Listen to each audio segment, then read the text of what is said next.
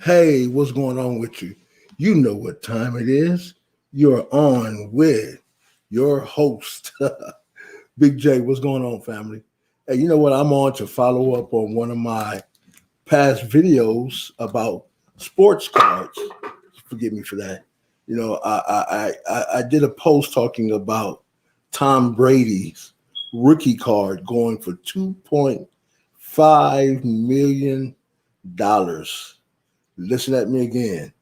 Tom Brady's rookie card went for $2.5 million. So what I want to do today, somebody asked me, well, do you collect sports cards? Yes, I do. I'm not going to talk about anything I don't do. Yes, I do. I've done it for over 25 years. And what I did today, I put out a couple of books. And with the books I pulled out, we're going to go over some of the things I have.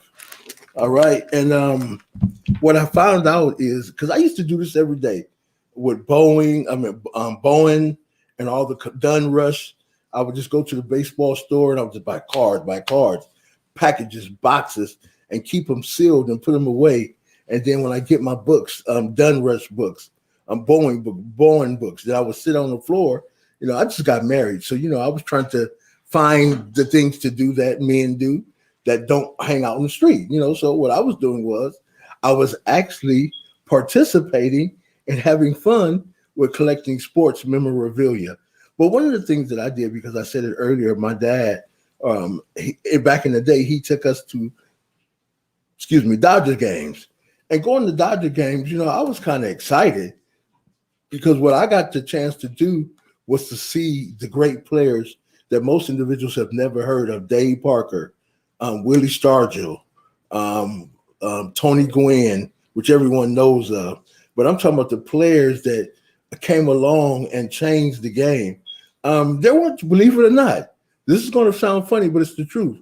There weren't too many people who were into basketball in the 70s, like the kids are now. Believe it or not, in the 80s, you found, the 80s was the basketball came in. But in the 70s, you found more kids on baseball diamonds. Most African-American kids now don't play baseball. But when I was growing up, we played baseball on the concrete. We played baseball at school, after school on the concrete. Wherever we felt at church, with a hard ball. Wherever we felt like we can get a game in, that's what we did. Hold on one second. So what I'm going to do today is show you what I used to do. All right. I'm going to pull out a couple of these cards out of here. I have 3 books like this. But each one has about 40 sleeves in it full of cards. And what I used to do is I used to sit back, and you can get the magazine with the price of the cards. And what I used to actually do is sit back and say, ooh, okay, what do I have? Oh, I remember one of the most exciting cards I had was the Cal Ripken Jr. card. And the reason that card was so exciting is because on one of the regular card, the bird was turned the right way with the Orioles, Baltimore.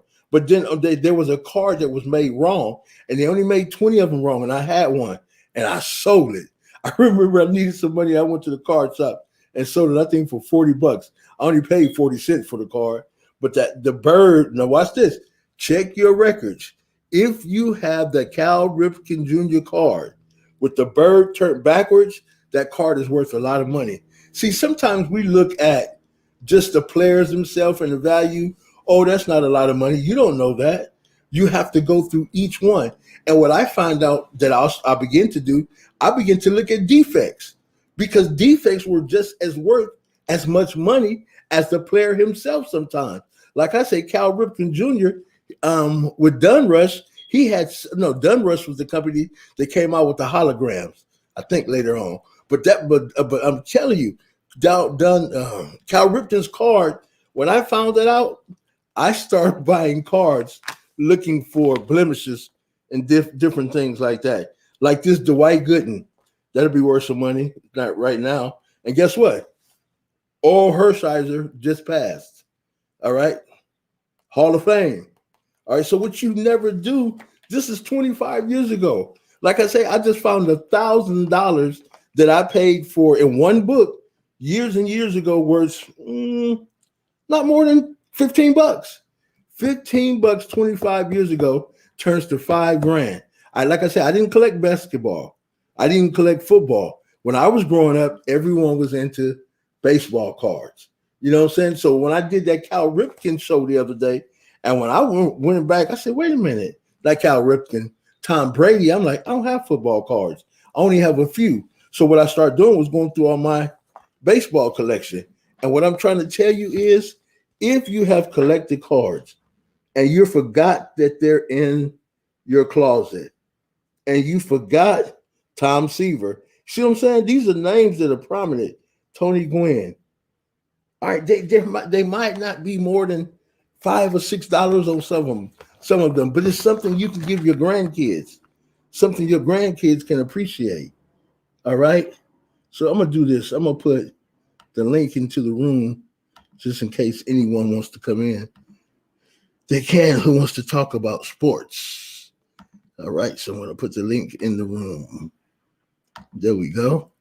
Yes, I'm telling you, it makes a difference when you find out that you're able and you have something of value that you didn't know.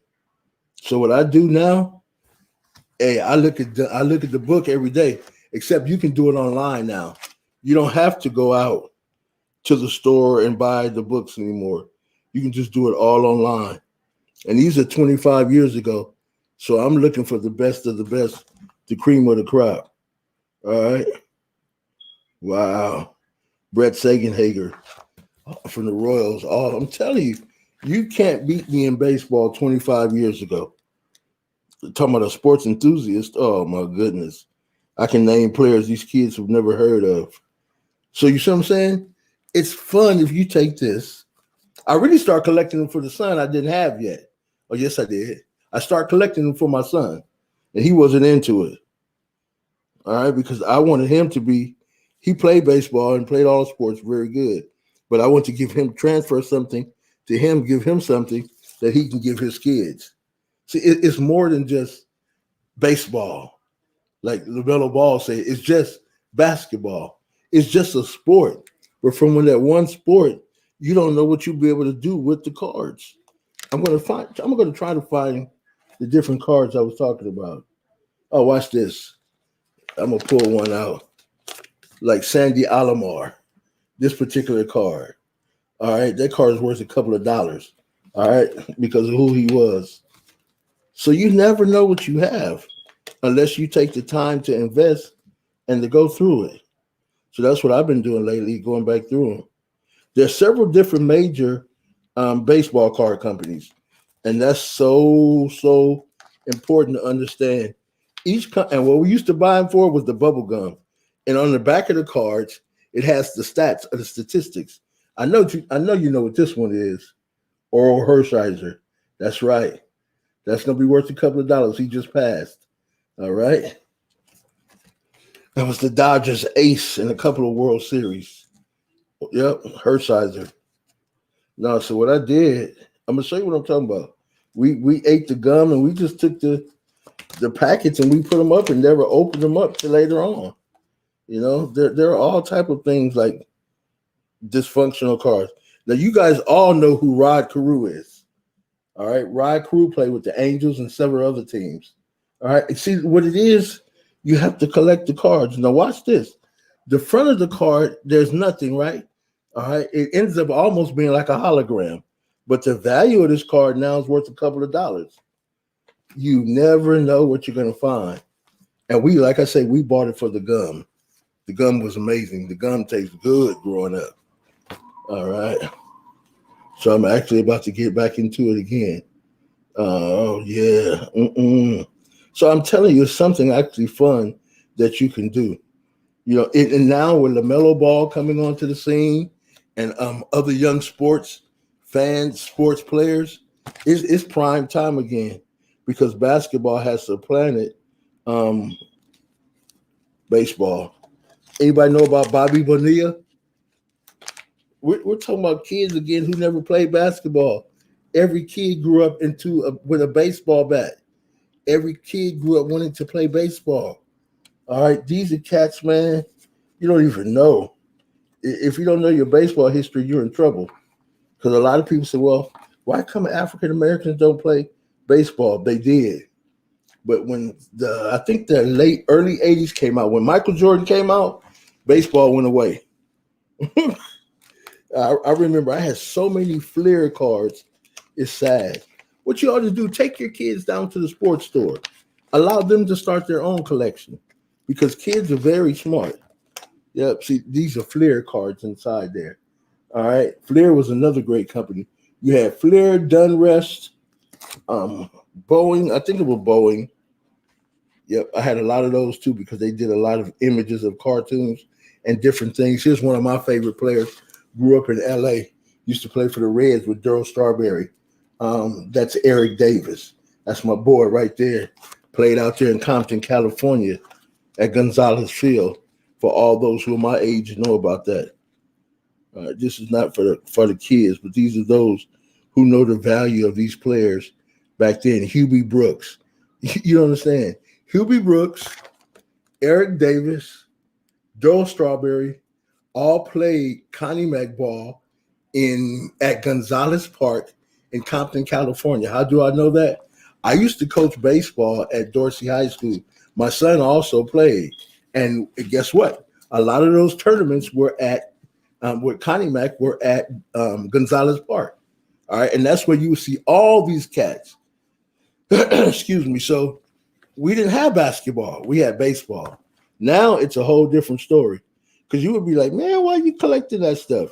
Because Dwight Gooden represented our culture of people. All right. And that's when we were only able to see the stars. Kids now watch everybody dribble a basketball, and that's what the world has turned towards. You don't find too many African Americans now in baseball when at one time we dominated the sport. Cliff Floyd. And the funny thing is most of these cats play Juan Samuel. Wow. Most of these cats play basketball too, but they chose the path of baseball. Back then, that's where they made the money at. Wow. Yeah, what company is this? I think this is Dunrush. Yeah, so no, go into your closet. Depends on how old you are. If you were buying cards, go get them. And check out the prices. Oh, Can Boyd, African-American brother right there, who used to pitch. Also played basketball and football. But these individuals chose baseball. But that door is kind of closing now. And I'm not going to really get into that, but if you, Willie Randolph, wow. These were cats that we looked up to because when it came to, Marvell Wynn, when it came to sports, again, in the 70s, it was not like that for basketball. So what we did, we really got into baseball. Oh, now here's some cards. I want to show you this. These are all-star cards. And these cards now are worth money. I'll show you. These are like the bobblehead cards of baseball. All right, so if you look at it, it's like they're the bobblehead cards of baseball. These cards now are worth money. If you can get these cards now, they're worth money. The bobblehead cards of baseball. No one had these cards. I was able to collect and get them. Wow. Really exciting. Really exciting. Oh, Score also. Another big company was Score. SCORE, Score, yes. Yep. Oh, and some of these are 1992, 1985, different dates. There's a set called by Dunrush called the Baseball Heroes that's worth a lot of money now. Yep. Yeah, this Eric Davis right here, it's worth a couple of dollars. Just like I said, I never really paid attention. I've been into sports my entire life, but sometimes you don't know what you own until you go back and find it. So what I did, again, I started buying these books, and I just start filling them up with baseball cards. I'm not gonna lie to you, no basketball cards, no football cards. Back then, again, all baseball cards. Oh, here's a good one. Most people probably know. Pitched against the Dodgers when Kirk Gibson hit that home run. And that is, oh, Dennis Eckersley. Yep. That's the one that Kirk Gibson hit that home run off in Dodger Stadium when his hamstring was messed up. Yep. Dennis Eckersley. That's how I know my pitchers. All right. Carlton Fisk. All those. Nolan Ryan. I got a couple of Nolan Ryan. And this is one I will never part with because of his plight and what he went through. Darryl Strawberry. Crenshaw High School. I graduated from Crenshaw High School. All right. I was a year behind him. Darryl Strawberry, right there. Has a brother named Ronnie Strawberry who's just as good. They all played at Van Ness Park as we were growing up. Hit the ball out of Van Ness Park as teams across the street to Jack in the Box. Wow. So, no, it's sometimes, and guess what? If you have stressors and you need to relax, what better way to relax than to pull out your sports cards? All right, but now I'm about to really go back at it again and start doing basketball and football now. But what better way to relax than pull out your sport cards? To take a journey to the past, to take a journey to the future, knowing what it might hold. I'm telling you, that's a good thing. It might hold something so valuable that you don't even know. A lot of people don't know that Tom Brady was drafted as a catcher by the Montreal Expos. If you want to know where Tom Brady gets his fortitude from, he played baseball first. He was a catcher. You have to be built like a tank to be a catcher in Major League Baseball. And on one of my videos, you can see the one that I did where he made $2.5 million. The brother had a bat. He had a stroke. Top hand. He knew what he was doing. All right. What am I saying? You never know what a collection will be worth. You never know what's going to happen with what you have invested in and what is going to yield in the future. $2.5 million. Somebody added that up to say it was about $340,000 a championship.